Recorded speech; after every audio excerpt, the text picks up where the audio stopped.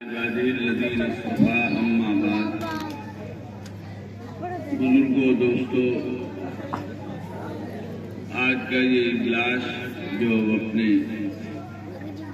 اختتام کو پہنچ رہا ہے، آخری حصے میں پہنچ رہا ہے، اس مناسبت سے منعقد کیا گیا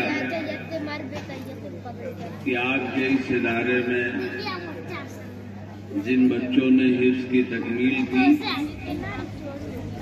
ان کے سر پہ دستار رکھی جائے اور اعزاز کیا جائے، جس کا منظر آپ نے دیکھا ہے۔ اللہ تعالیٰ ان بچوں کی اس محنت کو قبول فرمائے، ان کے لیے، ان کے گھر والوں کے لیے، اور اس کو صدقہ جاریہ بنائے۔ اس ادارے کے تمام محبین، معاونین اور ان سارے لوگوں کے لیے جو اس ادارے کے وجود و قیام کا ذریعہ بنے اور جنہوں نے اس ادارے کو اس حد تک پہنچایا کہ یہاں سے بچے حفظ کلام پاک کی تکمیل کریں اور عالمیت کی تعلیم حاصل کریں اور اس طرح اللہ کی کتاب کو زندہ رکھنے کا اور دنیا میں پھیلانے کا کام کریں۔ خاص طور سے میرے نہایت ہی مخلص دوست اور میرے ساتھی حضرت مولانا مبارک حسین صاحب رحمۃ اللہ علیہ، جن کا میرا بڑا سابقہ رہا اور ان کی محبتوں کی وجہ سے یہاں بہت آنا ہوا۔ اللہ تعالیٰ ان کے لیے خاص طور سے اس کو صدقہ جاریہ بنا۔ بزرگوں دوستوں، صدقہ جاریہ ایسی نیکی کو کہتے ہیں کہ جس نیکی کو آدمی زندگی میں کرے اور پھر دنیا سے رخصت ہو جائے اور وہ اس کے بعد باقی رہے اور اس کو برابر ثواب پہنچائے، ایسی نیکی۔ بزرگوں دوستوں، اصلاً نیکی ہوتی ہے جب تک آدمی زندہ رہتا ہے۔ جیسے کھانا پینا ہمارا کب تک ہے؟ جب تک دل حرکت کر رہا ہے۔ دنیا کے سارے کام اس وقت تک ہیں جب تک دل حرکت کر رہا ہے، اور دل کی حرکت بند ہوئی، موت آئی، سب ختم، کھانا پینا وغیرہ۔ اسی طرح ساری نیکیاں، فرائض جن کا ہم سے مطالبہ ہے اور بڑی سختی کے ساتھ حکم ہے، نماز ہے، روزہ ہے، اللہ نے پیسہ دیا ہو تو حج اور زکوٰۃ ہے، اور اس کے علاوہ جو بھی چھوٹی بڑی نیکیاں ہیں، یہ سب اسی وقت تک رہتی ہیں جب تک ہم زندہ رہتے ہیں۔ زندہ رہنا جس کو کہتے ہیں، اور جہاں ہم دنیا سے گئے، آنکھیں بند ہوئی تو چاہے دفن میں 1-2 دن لگ جائے، جان نکلنے سے پہلے تک جو آخری نماز پڑھی، جو آخری روزہ رکھا، اب کسی نماز کا اضافہ ہمارے نام اعمال میں نہیں ہوگا، کسی روزے کا اضافہ نہیں ہوگا، کسی تسبیح کا، تلاوت کا اضافہ نہیں ہوگا، سب ختم۔ حدیث ہے بڑی مشہور، حضور صلی اللہ علیہ وسلم فرمایا ہے، آدمی کی جب موت آتی ہے تو عمل کا سلسلہ بند ہوتا ہے، لیکن یہ اللہ کا کرم ہے بزرگوں دوستوں، اس کا فضل ہے کہ اس نے نیکیوں کی کچھ ایسی شکلیں بنائی ہیں کہ جن کے لیے یہ بات رکھی ہے کہ آدمی کر کے چلا جائے، مرے ہوئے اس کو 10 سال نہیں، سینکڑوں سال ہو جائیں، لیکن ثواب جاری رہے۔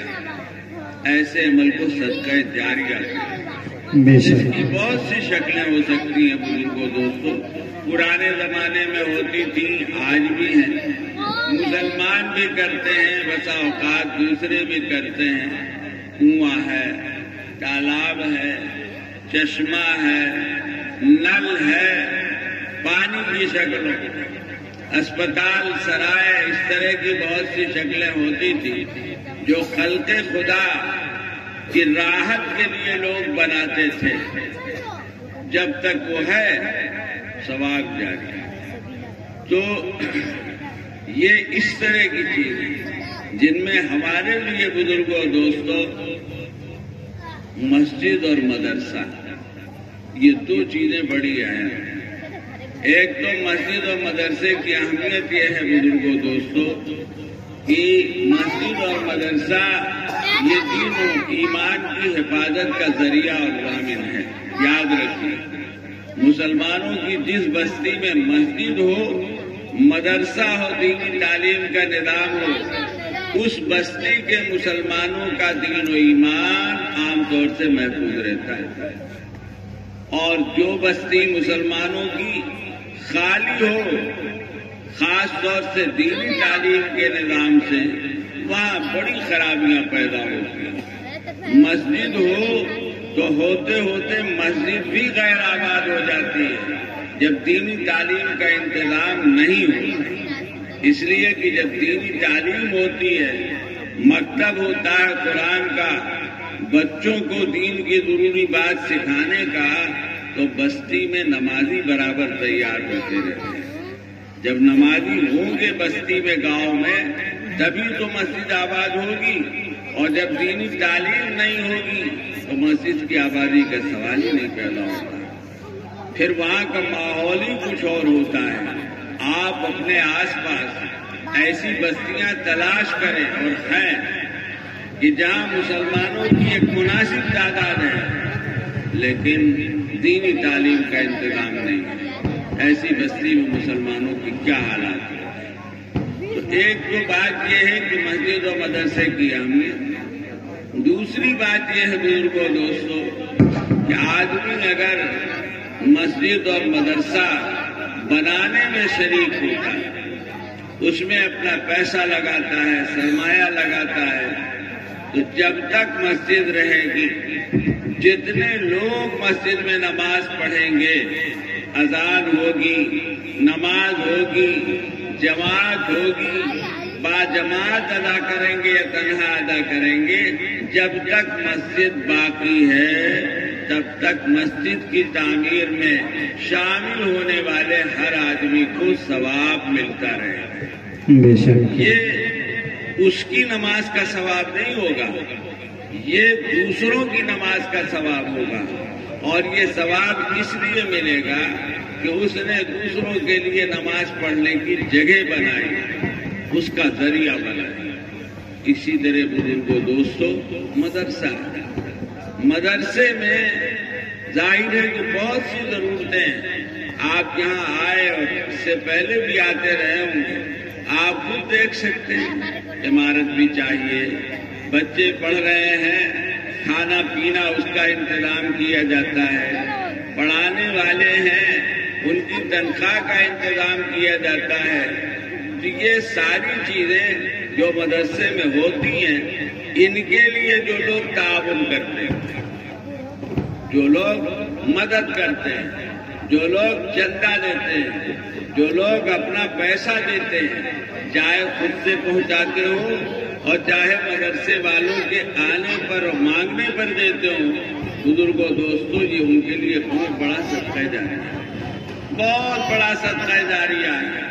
جب تک یہ پڑھنا پڑھانا رہے گا تب تک جو لوگ شریک ہو رہے ہیں مدرسے کے چلانے میں، مدرسے کی ضرورتوں میں، سب کو ثواب ملتا رہے گا.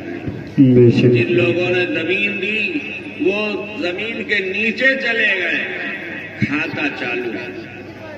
جنہوں نے عمارت کے بنانے میں دلچسپی لی، شرکت کی، جو پیسے دے رہے ہیں، تعاون کر رہے ہیں، بزرگوں دوستوں ان کے لیے یہ صدقہ جاریہ ہے. ایک مسلمان کو چاہیے کہ جو نماز روزہ وغیرہ کرتا ہے، جو فرض ہے، یہ تو کرنا ہی چاہیے، لیکن یہ سب اسی وقت تک ہے جب تک ہم زندہ ہیں، اور مر جانے کے بعد پھر سارا سب ختم ہو جائے گا. کچھ ایسے کام بھی کرنا ہے بزرگوں دوستوں، اپنی زندگی میں ایسی جگہ پیسے لگا جائیں آج دنیا میں آدمی کے پاس گنجائش ہوتی ہے تو اپنے پیسے بڑھانے کی بہت سی شکلیں اختیار کرتا ہے. تو ایک شکل یہ بھی ہوتی ہے کہ بینک وغیرہ میں جو ڈپازٹ کی شکلیں ہوتی ہیں، تھوڑا سا پیسہ رکھ دو، بڑھتے بڑھتے نہ جانے کتنا ہو جاتا ہے، اس کو اپناتے اختیار کرتے ہیں. ہم کو چاہیے ایسی نیکیاں کریں. کہیں مسجد بن رہی ہو اس میں شریک ہو جائیں، جو اللہ توفیق دے. اور مدرسہ اور مکتب یہ تو برابر چلتے رہتے ہیں، ادھر ادھر ان کی ضروریات ہوتی ہیں، اس میں ہم شریک ہو جائیں تاکہ ہمارے مرنے کے بعد بھی ہمارے لیے اجر و ثواب کا سلسلہ جاری ہے. پتہ نہیں ہمارے مرنے کے بعد ہمارے بچے جو ہماری زمین جائیداد سے فائدہ اٹھائیں گے وہ ہم کو یاد کریں گے کہ نہیں کریں گے، وہ ہم کو کچھ پہنچائیں گے کہ نہیں پہنچائیں گے. بزرگوں، دوستوں، آدمی دنیا سے رخصت ہونے کے بعد ظاہر بات ہے کہ نیکیوں کا محتاج رہتا ہے. دوسری زندگی میں نیکیاں ہی کام آتی ہیں، اور مرنے کے بعد تو بعض لوگ بہت زیادہ اس اعتبار سے محتاج ہوتے ہیں کہ انہوں نے اپنی زندگی میں کچھ نہیں کیا اور مرنے کے بعد کوئی ان کے لیے کچھ نہیں کرتا. اس لیے بزرگوں، دوستوں، اس کی کوشش کرنی چاہیے. کوئی ایسا کام، کسی ایسے کام میں شرکت، اور مدرسہ تو ایسا صدقہ جاریہ ہے کہ کوئی دوسرا عمل اس کا مقابلہ ہی نہیں کر سکتا. اس لیے کہ مدرسے میں پڑھنے والا بچہ بسا اوقات دوسری جگہ پڑھاتا ہے، وہاں علم پھیلاتا ہے، وہ ثواب اسی کو ملتا ہے. اس کے 2-4 شاگرد تیار ہوتے ہیں، وہ کہیں اور جا کے پڑھاتے ہیں. جتنا سلسلہ آگے بڑھتا رہے، جو لوگ اس مدرسے کے کام میں تعاون کریں گے ان کا اجر و ثواب جاری رہے گا. اس لیے ہمیں اس بات کی فکر کرنی چاہیے اور ایسے کاموں کی قدر کرنی چاہیے، ہمت افزائی کرنی چاہیے، ضرورت معلوم کرنی چاہیے. اور ضروری نہیں ہوتا ہے کہ آدمی بڑی رقم دے، جیسے ضروری نہیں ہے کہ مسجد کی زمین دے پوری، مسجد کی عمارت بنوائے پوری، مدرسے کی پوری عمارت بنوائے. نہیں، جو اللہ نے دیا ہو، جو گنجائش ہو، چھوٹے سے چھوٹا حصہ اور مدد، یہ بھی اللہ کے ہاں بڑی قدر و قیمت رکھتا ہے. حدیث میں آیا ہے، جہاں یہ آیا ہے کہ جو آدمی اللہ کے لیے اخلاص کے ساتھ مسجد بناتا ہے، اللہ اس کے لیے جنت میں ایک گھر بنائے گا. ایک روایت ویسا ہی گھر بنائیں گے. اور ایک حدیث میں آتا ہے کہ اگر کوئی آدمی پرندے کے پنجرے کے برابر اور گھونسلے کے برابر بھی مسجد بناتا ہے تو اللہ اس کے لیے جنت میں ایک گھر بنائے. حالانکہ پنجرا اور گھونسلہ اس کے برابر مسجد کے کوئی معنی نہیں، کیونکہ مسجد کے اندر نماز پڑھی جاتی ہے، آدمی کھڑا ہوتا ہے، رکوع سجدہ کرتا ہے، پھر با جماعت نماز ادا کی جاتی ہے. مسجد اتنی بڑی نہیں ہوتی ہے کہ ایک آدمی کسی طرح اس میں چلا جائے اور بس رکوع سجدہ کر لے. مسجد کم سے کم اتنی بڑی ہونی چاہیے کہ 2-4 آدمیوں کے ساتھ جماعت ہو سکے. پھر حضور صلی اللہ علیہ وسلم نے جو فرمایا ہے کہ پنجرے کے برابر، تو مطلب اس کا یہ ہے کہ تھوڑا سا حصہ ہو جائے، تھوڑا سا تعاون ہو جائے مسجد میں.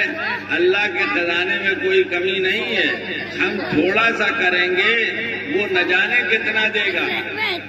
تو اس لیے بزرگوں، دوستوں، جو اللہ توفیق دے، چھوٹی سی نیکی، تھوڑی سی نیکی، یہ بھی ہماری آخرت کے لیے بہت ہے. جیسے چھوٹا سا گناہ ہماری آخرت کو خراب کرنے کے لیے بہت ہو جاتا ہے. حدیث میں آتا ہے، حضور اکرم صلی اللہ علیہ وسلم نے فرمایا ہے کہ دیکھو، اپنے آپ کو جہنم کی آگ سے بچاؤ، چاہے کھجور کے ایک ٹکڑے کے برابر کسی کا حق اور حصہ. خیال رکھو اس بات کا، ایک پیسے کے برابر کسی کا حق اور حصہ ہے، ایک کھجور کے برابر ہے، کھجور کے ایک ٹکڑے کے برابر ہے. جو ناحق ہمارے ہاتھ آ گیا، ہم نے استعمال کر لیا، اس کا مسئلہ حل کر کے دنیا سے رخصت. اور فرمایا گیا کہ جہنم کی آگ سے اپنے آپ کو بچاؤ چاہے کھجور کا ایک ٹکڑا صدقہ کر کے۔ سوچنے میں یہ ہوتا ہے ایک ٹکڑے سے کیا ہوگا، ایک کھجور سے کیا ہوگا، کیا بھلا ہوگا، لیکن بزرگوں دوستو آدمی پر جب آفت آتی ہے خدا نخواستہ اور کھانے پینے کے لالے پڑتے ہیں تو ایک ایک دانے سے آدمی کو تسلی ہوتی ہے۔ ایک کھجور صحابہ کرام پورا پورا دن ایک کھجور پہ گزار دیتے، بسا اوقات کھجور کے ایک ٹکڑے پہ گزار دیتے۔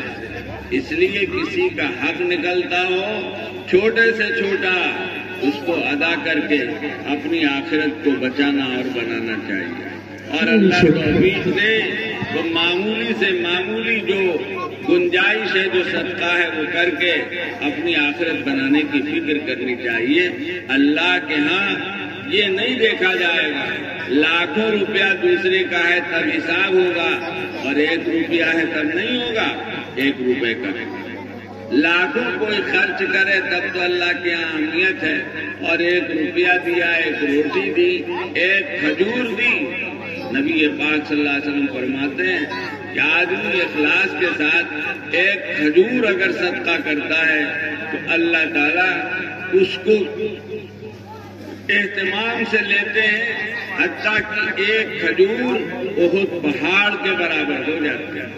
اللہ بڑھاتے ہیں، صدقے کو بڑھاتے ہیں، اللہ کا فرمان ہے، سود کو مٹاتے ہیں، صدقے کو بڑھاتے جاتے ہیں۔ ہم نے یہاں 1 پیسہ دیا، 1 کھجور دی، اللہ ہم سب کا خاتمہ ایمان پر فرمائے۔ کل جب وقت آئے گا تو ہم دیکھیں گے کہ ہمارا 1 روپیہ کتنا بڑھ چکا ہے، دنیا کا کوئی بینک اتنا نہیں بڑھا سکتا۔ 1 کھجور کتنی بڑی ہو گئی ہے ہم سوچ نہیں سکتے۔ اس لیے بزرگوں دوستو یہ اللہ کی بڑی نعمت ہے ہمارے لیے کہ صدقہ جاریہ کا انتظام مسجد کی شکل میں اور اس سے بڑھ کر مدرسے کی شکل میں کیا ہے، اور اگر مدرسے میں ہم اپنے بچوں کو پڑھائیں، انہیں عالم بنائیں، حافظ بنائیں، نہ ہو تو کم سے کم اتنا پڑھائیں کہ ہمارے بچے مسلمان ہوں، قرآن کو جانے، دین کو جانے، ایمان کو جانے، اللہ کو جانے، رسول پاک صلی اللہ علیہ وسلم کو جانے۔ تو بزرگوں دوستو یہ خود بڑا صدقہ ہے، بہت بڑا صدقہ جاریہ ہے، حدیث میں بھی تذکرہ ہے۔ ہماری اولاد ہمارے بعد مسلمان رہے تو جو کچھ کام اسلام کا، ایمان کا ہماری اولاد کرے گی سب ثواب ہم کو ملے گا۔ ہم نے نماز سکھائی تو ہمارا بچہ نماز پڑھے گا، ہم نے روزہ بتایا روزہ رکھے گا، ہم نے دین کی دوسری باتیں بتائیں وہ مضبوطی کے ساتھ ایمان پر رہے گا، اس کا ہم کو ثواب ملے گا۔